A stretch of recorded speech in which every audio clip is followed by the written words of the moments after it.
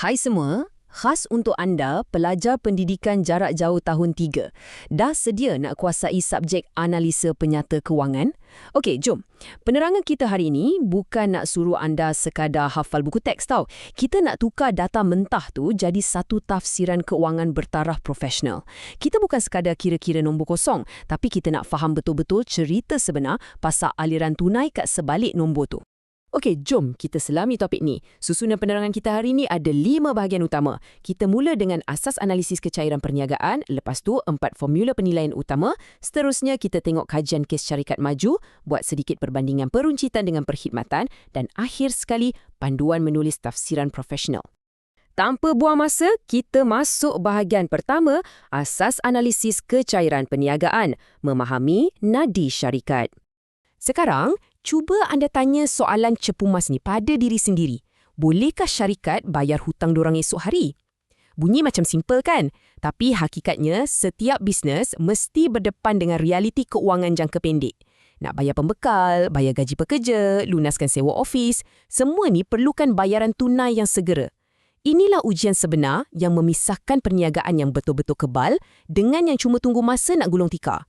Jadi, apa sebenarnya benda yang dipanggil kecairan ni? Senang cerita macam ni, ia adalah keupayaan sesuatu aset tu untuk ditukar jadi tunai dengan cepat tanpa nilainya jatuh teruk. Mari kita guna perumpamaan harian yang ringkas. Bayangkan duit dalam dompet anda berbanding dengan barang yang anda nak jual kat jualan lambat atau garage sale. Duit dalam dompet tu bila-bila masa je boleh guna kan? Ia sangat cair, mengalir laju je macam air. Tapi barang kat jualan lambat tu, anda kena iklankan dulu, tunggu orang datang beli, kena tawar-menawar lagi, barulah dapat duit. Inventori atau stok syarikat tu sebiji macam barang kat jualan lambat tu lah. Ia menyekat aliran tunai dan semestinya sangat kurang cair. Kalau kita tengok dari sudut kewangan, aset semasa ni adalah apa yang syarikat ada untuk jangka pendek. Manakala liability semasa pula hutang yang memang wajib dibayar dengan segera. Kat sinilah pelabur luar akan pandang tajam-tajam sebelum dorang buat keputusan pelaburan jangka pendek. Sebab apa? Sebab sebuah syarikat tu mungkin nampak untung berjuta-juta atas kertas. Wah, nampak gempak kan? Tapi kalau aset semasa ni gagal diuruskan untuk menampung liability, dorang akan berdepan krisis tunai yang boleh membunuh operasi bisnes. Serius, pelabur memang sangat takut dengan risiko syarikat yang tak cekap urus aset semasa ni. Seterusnya, kita beralih ke bahagian kedua. 4 formula penilaian utama, alat diagnostik anda. Bila kita nak menilai kecairan sesebuah syarikat, kita sebenarnya sedang guna satu sistem penapis. Penapis ni makin ke bawah, makin ketat, makin konservatif.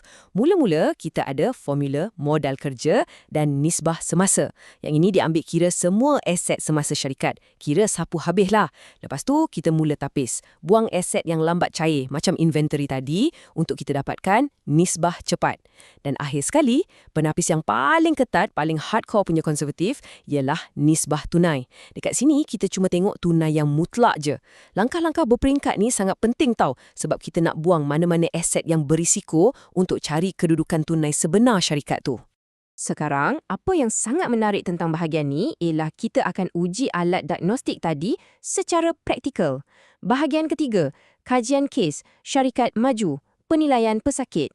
Okey, kenalkan pesakit kita hari ni, Syarikat Maju Berhad.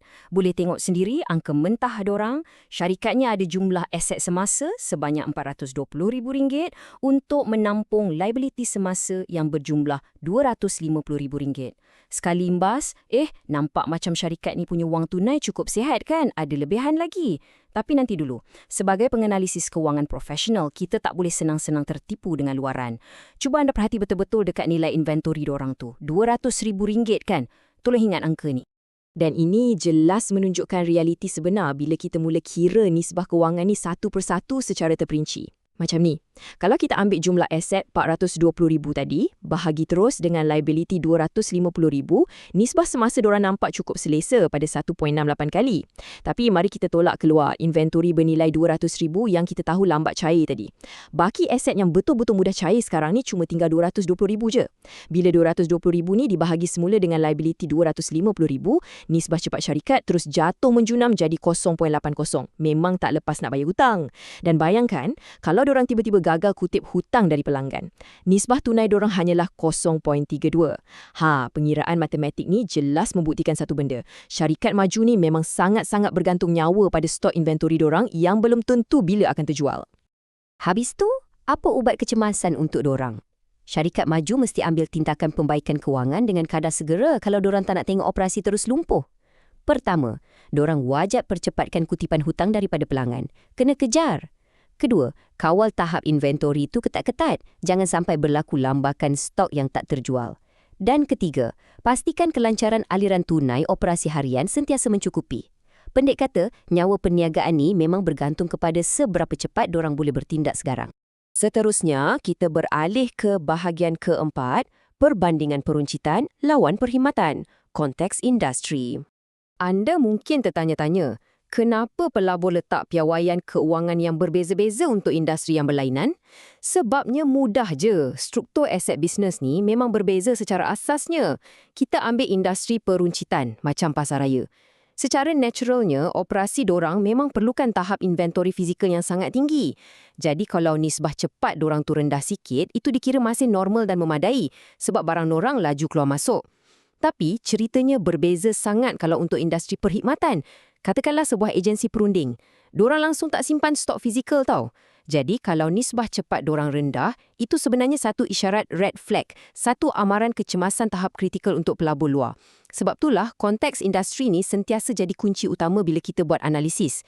Kalau kita banding merentas 5 sektor utama pun, macam peruncitan, perkhidmatan, pembuatan, hartanah dan pertanian, pelabur memang akan tetapkan penanda aras, profil kecairan yang sangat unik untuk setiap satu sektor tu. Dan sekarang kita dah sampai ke bahagian kelima dan terakhir, panduan menulis tafsiran profesional, langkah demi langkah. Mari kita tengok dan fahami bagaimana ini membentuk cara anda berfikir. Dengar sini ya, sebagai pelajar jarak jauh tahun 3, jawapan peperiksaan anda dah tak boleh sekadar tulis nisbah ini baik atau syarikat ini lemah. Tak mainlah macam tu lagi. Untuk hasilkan tafsiran grade A yang menepati standard industri, anda kena guna rangka kerja 5 langkah mudah ni. Pertama, nyatakan dapatan utama dari hasil kiraan anda. Kedua, tafsirkan secara mendalam apa maksud sebenar angka tu dari sudut kestabilan keuangan. Ketiga, buat perbandingan yang rasional. Macam kita bezakan nisbah semasa dengan nisbah cepat tadi. Keempat, anda jelaskan apa punca logik di sebalik wujudnya perbezaan angka tersebut. Dan yang kelima, hasilkan satu kesimpulan profesional siap dengan cadangan pembaikan yang konkret. Percayalah, kalau anda patuh pada struktur analitik ni step by step, jawapan anda nanti sebiji macam ditulis oleh seorang perunding keuangan sebenar. Untuk penutup penerangan hari ini, saya nak tinggalkan anda dengan satu pemikiran ringkas tapi sangat mendalam. Kecairan bukan hanya tentang memiliki aset, tetapi tentang keupayaan menukar aset tersebut kepada tunai pada masa yang tepat. Betul kan? Sesebuah syarikat tu mungkin megah, ada hartanah dan aset bernilai jutaan ringgit. Tapi tanpa aliran tunai dekat tangan hari ini, operasi bisnes boleh mati sekelip mata esok harinya. Jadi, sejauh mana anda rasa syarikat kegemaran anda hari ini bersedia untuk berdepan dengan masalah kurang tunai yang tiba-tiba datang mengejut esok?